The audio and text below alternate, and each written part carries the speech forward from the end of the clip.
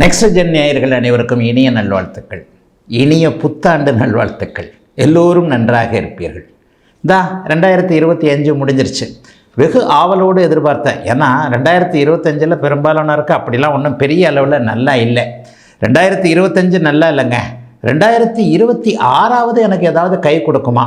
இன்றைக்கி இருக்கிற பிரச்சனைகள், பலவிதமான பிரச்சனைகள். ஒருத்தருக்கு ஒரு பிரச்சனை இல்லை. வேலை இல்லை, தொழில் இல்லை, வியாபாரம் இல்லை, பணம் இல்லை, குடும்பத்தில் நிம்மதி இல்லை, குடும்பமே இல்லை, அம்மா சரியில்லை, அப்பா சரியில்லை, ஹெல்த்து சரியில்லை, கடன் இருக்குது. இப்படிப்பட்ட பிரச்சனைகள் மனிதனை சுற்றி பலவிதமான பிரச்சனை.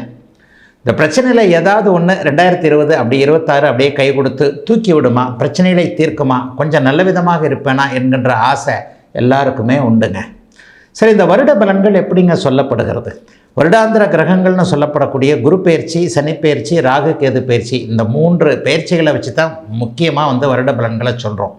இவைகள் பொதுவான ஒரு கோச்சார பலன்கள் தான். உங்களுடைய பிறந்த ஜாதக அமைப்பின் அடிப்படையில் தசாபக்திகள் எப்படி இருக்கோ அதற்கேற்றாற் போல தான் உண்மையிலேயே அதற்கான நல்ல பலன்கள் இருக்கும். அதற்கு துணையாக இருக்கக்கூடியவை இந்த கோச்சார பலன்கள். வண்டி 2 சக்கரத்தில் தான் ஓடுது, ஒரு சக்கரத்தில் வண்டி இல்லை. பிறந்த ஜாதக பலன் ஒரு சக்கரம் என்றால் இன்றைய கோச்சார, இப்போது நான் பேசப்போகின்ற புத்தாண்டு கோச்சார பலன் ஒரு சக்கரங்க. இந்த 2 சக்கரத்தையும் வச்சு தான் அப்படியே ஜாயிண்டாக வச்சு வண்டி ஓடுங்க. அப்போ எப்படிங்க இருக்குது? குருப்பெயர்ச்சி ஏதாவது இருக்கா? சனிப்பெயர்ச்சி எதனா இருக்கா? ராகுகேது பயிற்சி எதனா இருக்கா? எப்படிங்க இந்த பலன்களை நம்ம தெரிஞ்சுக்கிறது அப்படின்னு பார்த்தீங்கன்னா, முதல் 5 மாதங்களுக்கு எந்த விதமான பயிற்சியும் இல்லை. ஜூன் மாதம் 2ஆம் தேதி குருப்பெயர்ச்சி நடக்குது. 12 ராசிகளுக்கும் மிகப்பெரிய நன்மைகளை செய்யக்கூடிய குரு பகவான், உலக மக்கள் அவ்வளவு பேருக்கும் நன்மைகளை செய்யக்கூடிய குரு பகவான் இப்பொழுது மிதுன வீட்டிலிருந்து கடக வீட்டிற்கு உச்சம் என்கின்ற ஒரு நல்ல நிலைமையை அடைகிறார். It's a peculiar. 12 வருஷங்களுக்கு ஒரு முறை மட்டும்தான் அவர் உச்சத்தை அடைவார். அது அமைப்பு இப்போது இருக்கிறதுனால 12 ராசிக்காரர்களுக்குமே ஏதாவது ஒரு விதத்தில் நல்லவைகள், பணப்புழக்கம் அதிகரிக்கக்கூடிய தன்மைகள் கண்டிப்பாக இருக்கும். பெரிய கஷ்டங்கள் வராது. சனிப்பெயர்ச்சி இந்த வருஷம் முழுக்கவே 2026 முழுக்க இல்லை. மீன வீட்டிலேயே மீனத்திற்கு ஜென்மச்சனியாக அப்படியே சனி பகவான் அங்கேயே இருக்கிறார். ராகு கேது பயிற்சி டிசம்பர் மாதம் 5ஆம் தேதி நடக்குது. அது கடைசியில் நடக்குது. அதனால் இந்த வருஷத்தில் பெரிய தாக்கம் எதுவும் இருக்காது. அடுத்து இந்த வருடம் முடிய போகின்ற 20 நாட்களுக்கு முன்பு ராகு கேது பயிற்சி இருக்கனால அதுவும் இருக்காது. ஆக குரு பகவான் மட்டும்தான். முதல்ல குரு பகவான் கடகத்துக்கு உச்சமாகிறார். 3 மாதத்தில் போன வருஷம் மாதிரியே அதிசார பயிற்சின்ற முறையில் கடகத்திற்கும் சிம்மத்திற்கும் அப்படியே மாறி மாறி வருவார். ஆக குருவின் பலன்கள் ஓரளவிற்கு நன்றாக இருக்கின்ற காரணத்தினால் 12 ராசிக்காரர்களுக்கும் பெரிய அளவில் சோதனைகள் இருக்காது. 2025 கஷ்டப்பட்டவங்க எல்லாருமே 2026 ஓரளவுக்கு நல்லா தான் இருப்பீங்க. இருந்தாலும் இப்போது தனித்தனியாக மேஷம் முதல் மீனம் வரையிலான இந்த 12 ராசிக்காரர்களுக்கு எப்படிப்பட்ட சாதக பாதக அமைப்புகள் இருக்கும் அப்படிங்கிறத இப்போது பார்த்துடலாங்க. மிதன ராசிக்காரர்களுக்கு ஆகா ஓகோன்னு சொல்லுவேன். வருஷ ஆரம்பத்திலேயே புதன், சுக்கிரன் எல்லாருமே உங்களுடைய இருக்கிறாங்க. குருவின் பார்வையும் இருக்குது. அப்படியே புதன் ராசிநாதன் குருவின் பார்வையில், ராசி குருவின் இருப்பில் ராசிநாதனை சுக்கிரனோடு சேர்ந்து பரிவர்த்தனையாகி எல்லாம் வலுவாக நிலையாக இருக்கக்கூடிய அருமையான ஆண்டாக 2026ஆம் ஆண்டு அப்படியே மிதன ராசிக்காரர்களுக்கு அமைஞ்சிருக்கு. ஒரு 5 வருஷமாக மிதன ராசிக்காரங்க நல்லா இல்லைன்றதான் உண்மை. 2020 நீங்கள் நல்லா இல்லை. 2020, 2021, 2022 இந்த 3 வருஷமுமே பெரிய அளவில் கடுமையான சோதனைகளை மிதன ராசிக்காரர்களுக்கு கொடுத்தது அட்டமத்து சனின்ற பேரில். இந்த அட்டமத்து சனியின் பாதிப்புகள்லேருந்தே இன்னும் 2025 வரைக்குமே யாரும் பெருசாக வெளியே வரல.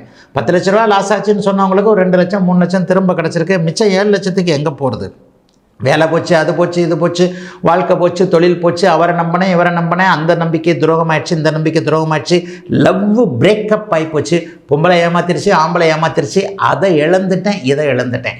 இந்த மாதிரியாக இருக்கக்கூடியவர்கள் எல்லாருக்குமே எதையும் நீங்கள் இழந்ததெல்லாம் திரும்ப வரப்போகுதுன்ற மாதிரியாக சின்ன சின்ன விஷயங்களில் மன அழுத்தத்தில் இருக்கக்கூடியவர்களுக்கு பெரிய பெரிய லாபங்கள் கிடைக்கக்கூடிய அருமையான ஒரு நல்ல வருஷமாக இந்த வருஷம் இருக்குங்க. மதிப்பு மரியாதை கூடும். ஆஃபீஸில் எல்லாத்துலேயும் ஒரு டென்ஷன், கரியரே நல்லா இல்லாதவங்க எல்லாருக்குமே, அல்லது இன்னும் சிறப்பாக சொல்லப்போனால் மேலதிகாரியோட சண்டை, முதலாளியோட சண்டை, மேனேஜரோட சண்டை, இவர் என்ன புரிஞ்சிக்க மாட்டேன்றாரு, நைட் ஷிஃப்டாக போட்டுக்கொள்கிறாங்க, எல்லாருக்கும் ஒர்க் ஃப்ரம் ஹோம் கொடுக்குறாங்க, எனக்கு ஒர்க் ஃப்ரம் ஹோம் கிடையாது, இல்லது எனக்கு ஒர்க் ஃப்ரம் ஹோமாகவே கொடுத்து என்னை போட்டு பாடாப்படுத்தி எடுக்கிறாங்க, நான் தான் வேலை செய்கிறேன், மேனேஜர் பேரை தட்டிட்டு போகிறார். இந்த மாதிரியான கேரியரில் கொஞ்சம் மன அழுத்தத்தோடு இருந்தவர்கள் அனைவருக்குமே ஓரளவிற்கு அதிலிருந்து வெளியே வரக்கூடிய சூழல்கள்லாம் இப்போது இருக்குங்க. மிதுன ராசிக்காரர்கள் எதையும் செய்யலாம் என்கின்ற ஒரு நல்ல அமைப்பு இப்போது உண்டு. திருமணம் நடக்கும், குழந்தை பாக்கியம் கிடைக்கும். ஃபஸ்ட்டு மேரேஜ் ஒரு மாதிரியான அவங்களுக்கு, செகண்ட் மேரேஜ் ரொம்ப பெரிய அளவில் நல்லாவே இருக்கும். தாய் தந்தையர் விஷயங்கள் நல்லாயிருக்கும். ட்ராவல் அதிகமாக இருக்கும். ட்ராவலின் மூலமாக நன்மைகள் இருக்கும். புதிய அறிமுகங்கள் கிடைக்கும். புதிய காதல்கள் வரும். இதுவரைக்குமே உதவி செய்யாத ஆண் பெண் உறவுகள் இப்போது நன்றாக இருக்கக்கூடிய தன்மை. ஆண் பெண் உறவுகள்னு வேறு மாதிரி நினச்சிடாதீங்க. அண்ணன் தம்பி உறவு, அக்கா தங்கை உறவு, இந்த மாதிரியான ஒரு இரத்த உறவுகள் கூட இதுவரைக்கும் இல்லாத அளவிற்கு நல்ல விதமாக கை கொடுக்கக்கூடிய மிதுன ராசிக்காரர்களுடைய கஷ்டங்கள் அத்தனையும் தீர்ந்துவிட்ட ஒரு நல்ல அமைப்பு இப்போது உண்டுங்க.